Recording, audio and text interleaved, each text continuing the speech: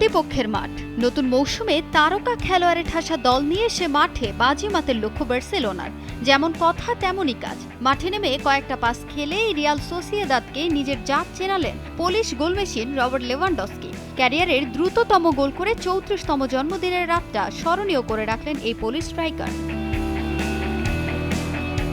ম্যাচের 44 সেকেন্ডে দুর্দান্ত শটে গোল করেন লেভা। ক্যারিয়ার জুড়ে 600-র বেশি ম্যাচ খেলা লেভানডস্কি দ্রুততম গোলটি করলেন বার্সার জার্সিতে।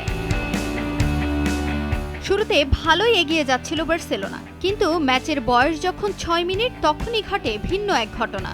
এক গোলের লিড ধরে রাখতে ব্যর্থ হয় কাতালানরা। বার্সার রক্ষণে হানা দিয়ে 6 মিনিটে দলের হয়ে লিড আনেন সোসিয়েদাদের আলেকজান্ডার ইসাক। এক সমতায় ফেরে ম্যাচ। বার্সার কপালে কিছুটা চিন্তার ভাঁজ দেখা গেলেও একের পর এক আক্রমণ করে খেলতে থাকে জাভি শিষ্যরা। এরপর গোলের জন্য প্রাণপণ চেষ্টা চালাতে থাকলেও প্রথমার্ধে আর কোনো গোলের দেখা পায়নি স্প্যানিশ জায়ান্টরা। দ্বিতীয়ার্ধে মাঠে নেমে গোলের জন্য বার্সাকে অপেক্ষা করতে হয় 66 মিনিট পর্যন্ত। এরপর এক গোলের লিড এনে দেন উসমান দেমবেলে। এগিয়ে যায় কাতালান ক্লাবটি। 2 মিনিট পর দলের হয়ে নিজের দ্বিতীয় গোল করেন পোলিশ তারকা লেভানডস্কি। স্কোরলাইন দাঁড়ায় 3-1।